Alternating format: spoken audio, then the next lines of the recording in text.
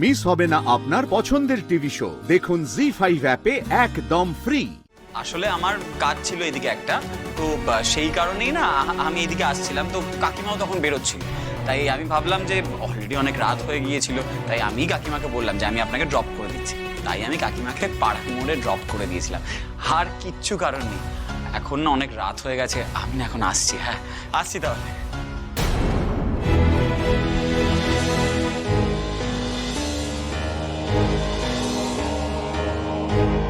এই তো আপনি, বলছি আর কোনো টেনশন রইল না? অনেক রাত হয়ে গেছে, এখন আপনারা খাওয়া দাওয়া করে শুয়ে পড়ুন, কেমন? আমি এখন আসছি। হ্যাঁ, আর আপনার কাজ? আমার কোন কাজ? আপনি কি একটা কাজে এখানে এসেছিলেন, আপনি যে বললেন? ওহো, কাজ কাজ ওই কাজটা তো হয়ে গেছে। ওই কাজটা হয়ে গেছে বলেই তো বাবা এখনো কল করেনি, নাহলে বাবা কল করতো আর আমার গম্ভীর গলায় জিজ্ঞেস করতো, এই কোথায় তুমি? আমার বাবা না খুব রাগী, একেবারে রয়্যাল বেঙ্গল টাইগার। ওরে বাবারে, ভেবেই ভয় লাগছে। আমি না এখন আসছি, অলরেডি অনেক রাত হয়ে গেছে। বাই। হ্যাঁ, বাই। চমৎকার মা, চমৎকার। আমি এতক্ষণ ধরে এতগুলো কথা বলে গেলাম, তখন তোমরা কেউ আমার একটা কথাও কানে তুললে না। তুমি, বাবা, দাদা, বৌদি, কেউ না। উফ শ্রাবণী, একটু চুপ করো না তুমি। না না, মানে আমি কেন চুপ করব? এত রাতে এই হ্যান্ডসাম ছেলেটা আমাদের বাড়িতে কি করছিল? এই ছেলেটা দিনের পর দিন ডায়মন্ডের সাথে একা একা মেলামেশা করছে ভিডিও করার নাম করে। পাড়ার লোক তো প্রশ্ন তুলবেই।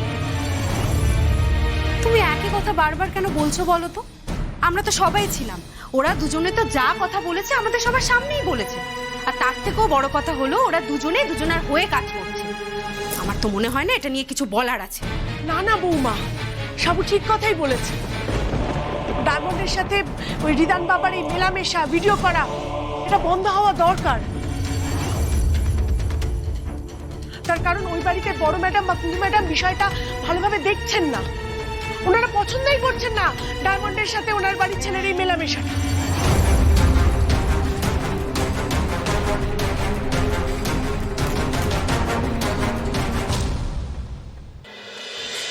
দাঁড়ান, হালু হুলুমুড়ি দান।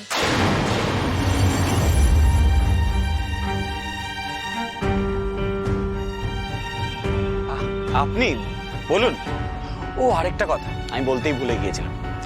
আর বাকি 5টা দিনের মতন নিউটাউন মলের বাইরে আপনি আপনার বাড়া পাওয়ার স্টল দেবেন, কেমন?